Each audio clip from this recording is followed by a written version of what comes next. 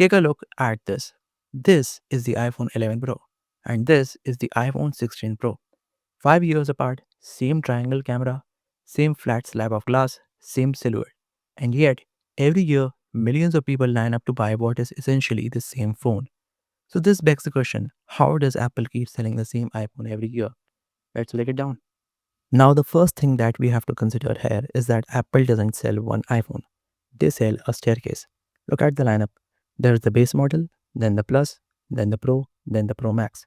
Each step costs about $100 to $200 more, and each step restores one thing that the lower model happens to be missing. High refresh rate, Pro only for years, telephoto lens, Pro only, premium materials, Pro only, bigger battery, Pro Max. Notice something, the base model is never bad, but it's just missing one or two things that make the next year feel justifiable. And when this works year on year, like in 2025 when Apple finally added 120Hz to the regular iPhone 17, it gives a huge incentive to people to buy it, despite it existing on the Pro variants for years. And here's the key, Apple could put many Pro features into the base model and do it sooner, but they don't.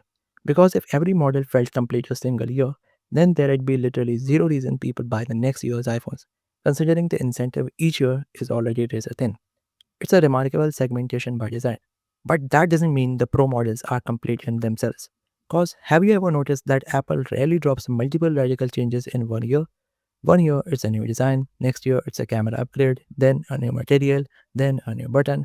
They spread innovation out, not because they can't innovate faster, but because innovation is more valuable when it's paced.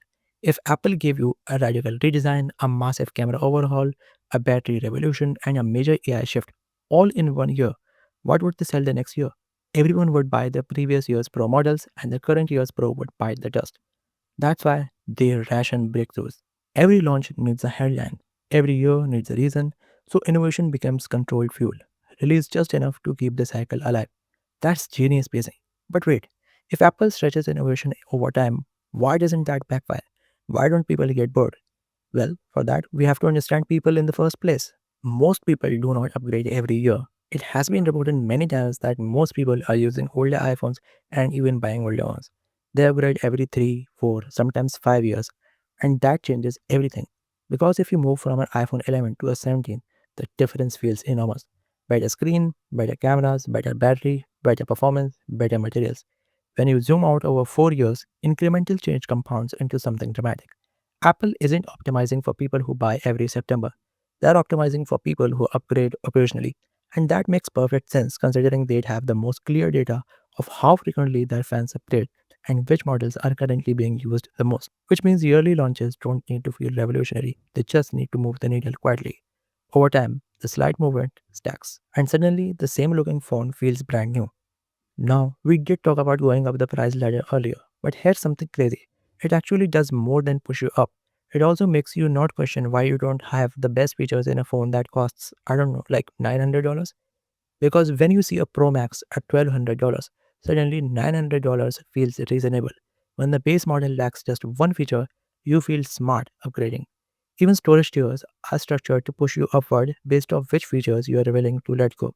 You could get an iPhone 15 or 16 today with more storage while telling yourself that you don't need 120Hz in 2022. Now, here's something people rarely talk about, but it's actually very, very true. And funnily enough, it's not Apple's fault. If Apple radically redesigned the iPhone every year, your old phone would instantly look outdated. But because the design stays consistent, your 3-year-old iPhone doesn't look embarrassing. That protects resale value. It protects ego. It protects brand identity. From 10 feet away, an iPhone still looks like an iPhone.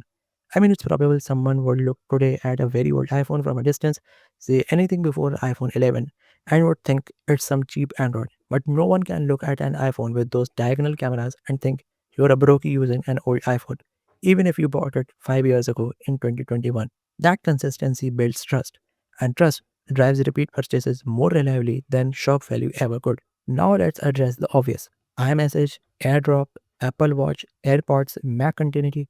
Switching away from iPhone isn't just changing a device, it's basically breaking your digital life. So even if yearly upgrades feel small, leaving feels bigger. And Apple knows that. But they also know that familiarity with iOS is also one of their biggest strengths. People who get accustomed to iPhones rarely switch. even if they are not tech savvy, which most iPhone users are not, no matter what they say. They don't need explosive innovation every year.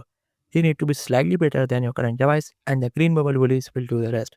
That's enough to keep the cycle intact. So, no, Apple isn't literally selling with the same phone every year.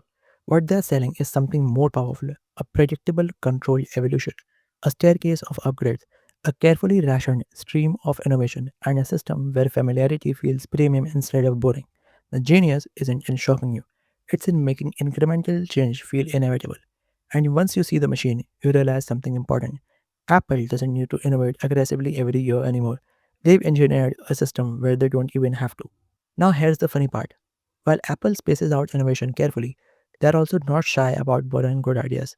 In fact, some of the biggest new iPhone features actually started somewhere else. If you want to see every major iPhone feature they took from Android, I will broke it all down in this video right here. Click that. Trust me, it'll completely change how you see innovation in tech. And if you enjoyed deep breakdowns like this, not just hype, not just specs, hit like, subscribe, and I'll see you in the next one.